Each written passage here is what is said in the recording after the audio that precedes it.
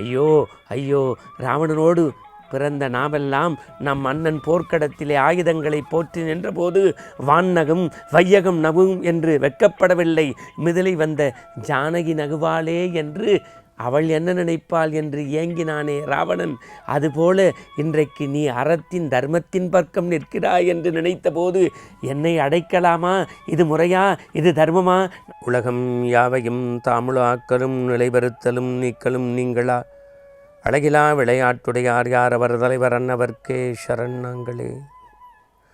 இவ்வண்ணம் நிகழ்ந்த வண்ணம் இனிந்த உலகுக்கெல்லாம் ஐவண்ணத்து அரைக்கு போரில் மழைவண்ணத்து ஒன்னலே உன் கைவண்ணம் அங்கு கண்டேன், கால்வண்ணம் இங்கு கண்டேன். ஸ்ரீராம ஜெயராம ராம ராம ராம ராம ராம ராம. ஆன்மீக அன்பர்களே, ஜெயா தொலைக்காட்சியின் இனிய நேயர்களே, இந்த இனிமையான காலை வேளையிலே ஆனந்த ஆரம்பத்தில் உங்களை சந்திப்பதில் மகிழ்ச்சி அடைகின்றேன். 10,000 பாடல்களை சத்தாக தந்த கம்பனுக்கு இன்னும் இங்கு வித்தாகவில்லை.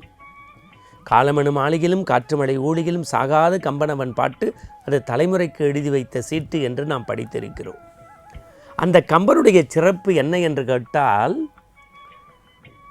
சின்ன சின்ன பாத்திரங்களை கூட காப்பிய நாயகனுக்கு இணையாக படைக்கப்பட்டு அவர்களை நம் நெஞ்சுக்கு இணக்கமாக கொண்டு சேர்த்த பெருமை கம்பன் என்கின்ற கவிநாடானுக்கே உண்டு.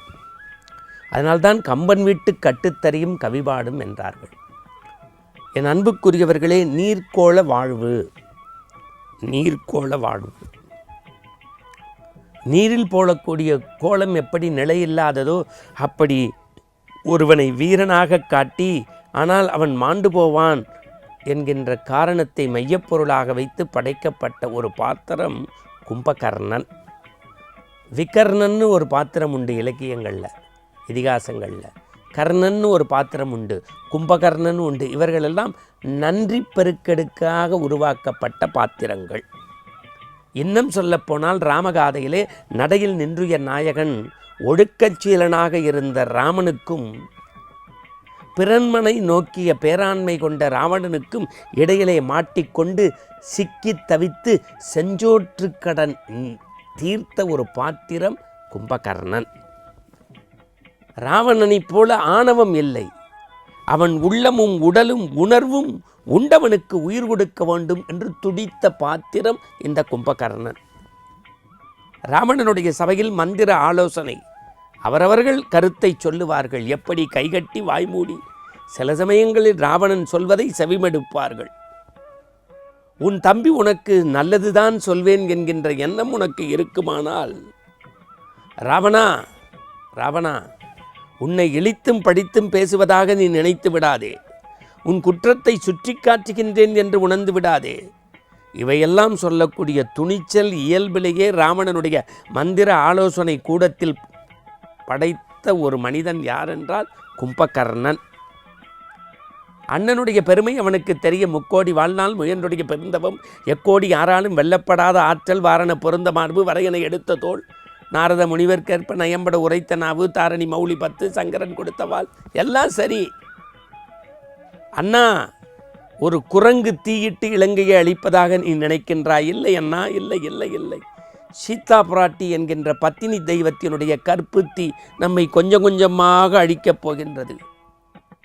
உன் மீது அன்பு கொண்ட தேவியர் உன்னை சுற்றி சுற்றி அன்பு செலுத்துவதற்கு ஆயத்தமாக இருக்கின்ற போது பிறன்மனையை நீ நோக்கலாமா? கம்பன் எப்படி பாடல் வைக்கின்றான் பாருங்கள். பேசுவது மானம், இடை பேணுவது காமம். எப்படி பேசுவது மானம், இடை பேணுவது காமம், கூசுவது மானுடரை நன்று நம் கொற்றம். தர்மமும் நியாயமும் பேசிட்டு நீ இப்படி அடுத்தவன் மனைவி நினைக்கிறிய, உன்னுடைய செயல் உயர்ந்த செயலா? இழி செயல், இழி செயல். அண்ணா, ராமன் எப்பேற்பட்டவன் தெரியுமா? போர்க்களத்திலே நீ நிராயுதபாணியாக நின்றபோது கூட உன்னை இன்று போய் நாளை வா என்று சொல்லி அனுப்பி வைத்தான். அண்ணா, மறந்து விடாதே, மறந்து விடாதே. நீ ராவணனாகிய நீ ராமனை வெல்வதும் சீதையை தழுவுவதும் ஒருபோதும் நடக்காது, ஒருபோதும் நடக்காது. நான் கூட போருக்கு சென்று வென்று வருவேன் என்று மட்டும் நினைத்து விடாதே. நான் வென்று வர முடியாது. வென்று இவன் வருவான் என நினைத்து இருந்து விடாதே. விதி நின்றது, விதி நின்றது. என் பிடர் பிடித்து உந்தே தள்ளியது. விதி என்னைய தள்ளுது, அவன்கிட்ட போய் அடிபட்டு இறங்கன்னு. காரணம் ஏனென்றால் அவன் ஒழுக்கச் சீடன், அறத்தின் நாயகன். ஆனால் நீ எனக்காக ஊட்டி ஊட்டி வளர்த்தாய் அல்லவா? நான் உண்டுவிட்டு உறங்கிவிட்டு படுத்தின்ற போது 600 வண்டி சோறும் 100 குடம் கல்லையும் கொடுத்து என்னை கண்ணை இமைகாப்பது போல காத்தாயே, அந்த உண்ட வீட்டின் நன்றிக்காக உனக்காக உயிர் துறக்கிறேன். ஆனால் அண்ணா, ஒன்றே ஒன்று, இன்று நான் இறந்த பிறகு நாளை நீ போருக்கு. அதற்கு பதிலாக நம் குலக்குழந்து இந்திரஜித்தை அனுப்பி வைக்காதே. காரணம், போரில் அவன் மாண்டு போவான். காரணம், ராமன் அறத்தின் நாயகன். கடைசி வரை அறம் பேசினான் கும்பகர்ணன். போர்க்கள காட்சிகளே நிற்கின்றான். வீடனன் ஓடி வருகின்றான். துடித்து போனான் கும்பகர்ணன். ஒருவன் அறம் வேண்டாம் என்று நிற்கின்றான், நீ அறத்தின் நாயகன் பக்கம் நிற்கின்றாய். நீ ஏன் இப்போது மாட்டிக்கொண்டிருக்கக்கூடிய என் பக்கம் வந்தாய்?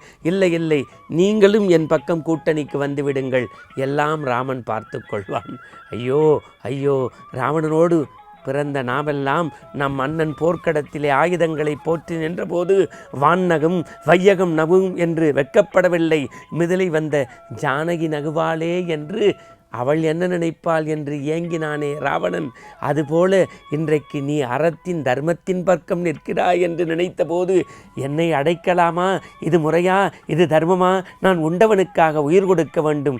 நீனாவது அறத்தின் பக்கம் நின்று நாங்களெல்லாம் இறந்த பிறகு எள்ளும் நீரும் இறைப்பதற்கு நம் குலத்தில் இரு அண்ணா என்று கைகூப்பி வணங்கிய உத்தமன் நீர்க்கோள வாழ்வில் நெடுந்து நாள் அறத்தை எழுதிய நாயகனாக மாறியவன் கும்பகர்ணன் என்று கம்பன் படைக்கின்றான். இந்த பாத்திர படைப்புகளை படிப்பதும் கேட்பதும் அருள் நேரத்தினுடைய நோக்கம். நாம் அதில் உள்ள மையக்கருத்தை எடுத்துக்கொண்டு வாழ்வியல் நெறியாக பின்பற்ற வேண்டும். அறம் பேசுவது மனித பண்பு. மீண்டும் நாளை சந்திப்போம். வணக்கம்.